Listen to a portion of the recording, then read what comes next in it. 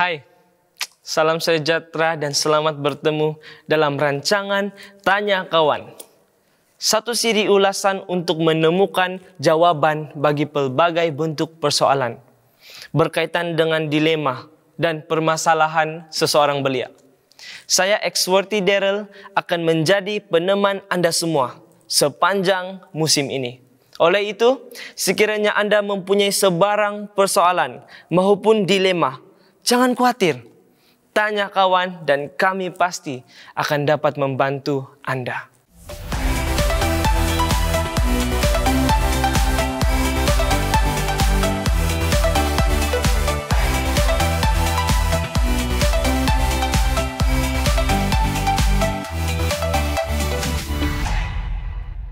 Saya pasti ramai orang muda di luar sana yang sedang berhadapan dengan masalah ketagihan rokok.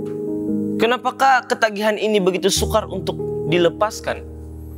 Apakah antara bahaya tabiat merokok yang harus mendorong kita untuk berkata tidak dan tinggalkan amalan ini secepat mungkin?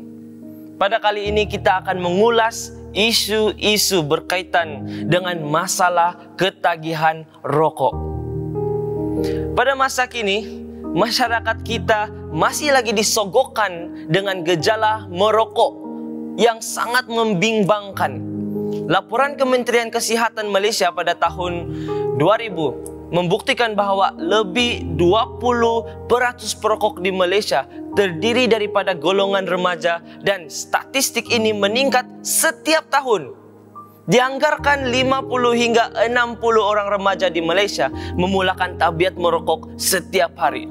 Nah, siapakah yang perlu dipersalahkan apabila generasi pewaris kepimpinan negara terlibat dengan gejala merokok? Tidak sedarkah para remaja bahawa merokok ibarat perjalanan bahaya yang akan menempah maut?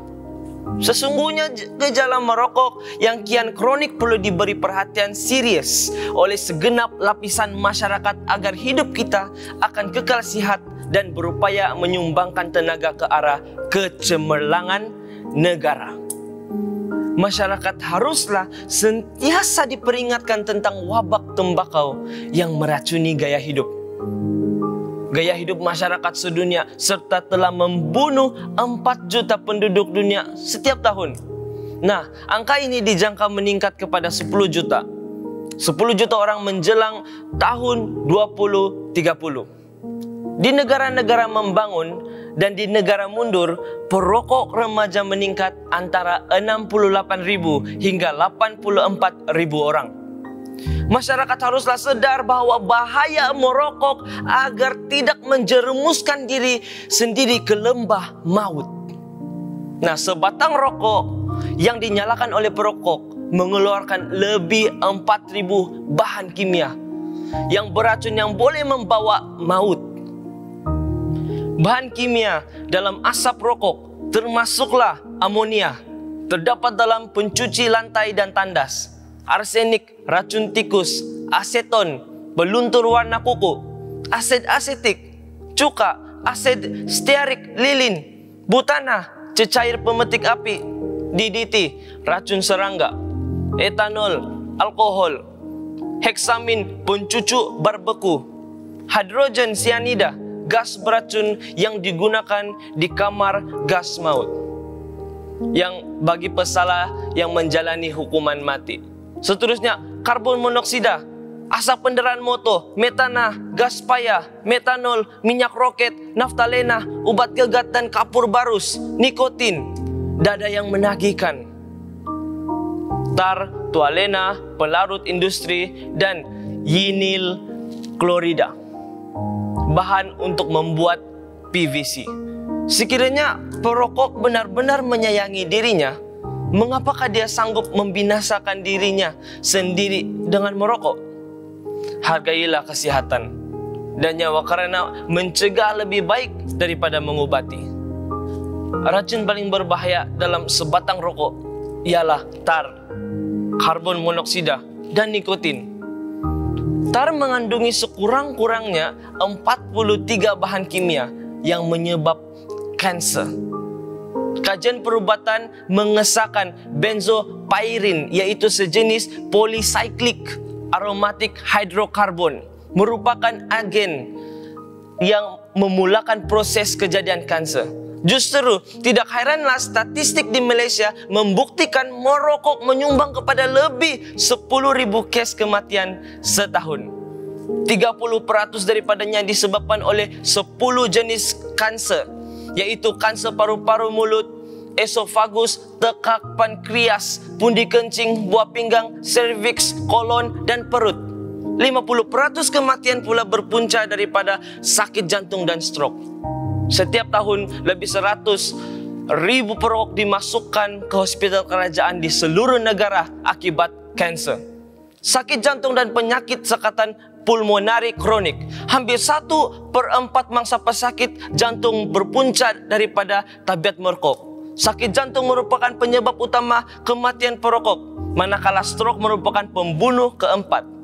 Lebih menyedihkan, negara kerugian kira-kira 20 bilion setahun bagi menanggung kos rawatan penyakit akibat gejala merokok.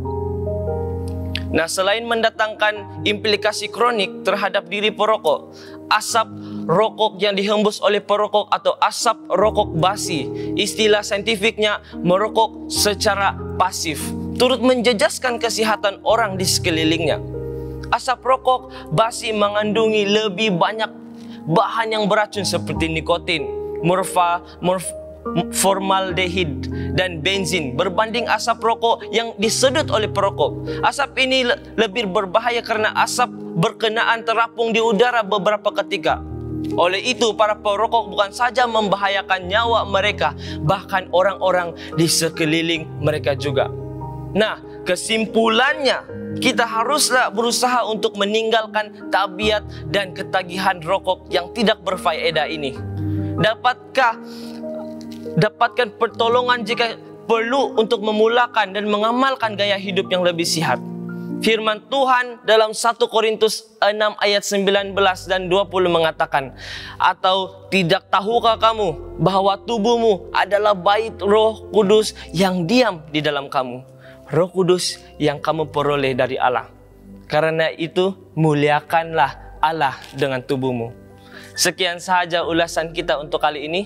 Sekiranya Anda mempunyai sebarang persoalan ataupun perkongsian yang ingin diluahkan, bolehlah menuliskan kepada kami melalui laman sesawang hopetv.asia ataupun melayari Facebook page kami di Hope Channel Asia Tenggara. Ingatlah, jika Anda ada sebarang permasalahan, tanya kawan dan kami pasti dapat membantu Anda. Sehingga kita berjumpa lagi. Tuhan memberkati.